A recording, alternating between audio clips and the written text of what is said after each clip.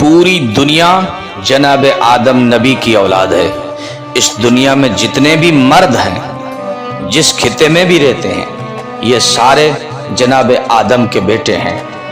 इस दुनिया में जितनी भी औरतें हैं, जिस खिते में भी रहती हैं, ये सारी औरतें जनाब आदम नबी की बेटियां हैं। जितना जमाना गुजरता है, मर्दों को, औरतों को ज़ईफ करता जाता है।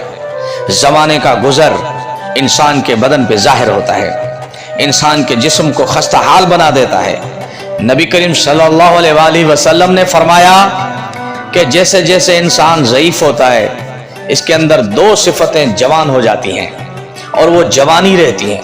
नंबर एक, माल और दौलत की लालच, ये इसकी जवान रहती है।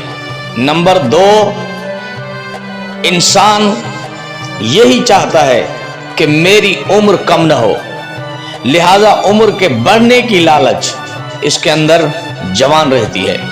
इंसान को पता ही नहीं चलता कब दौलत आई और कहां से चली गई।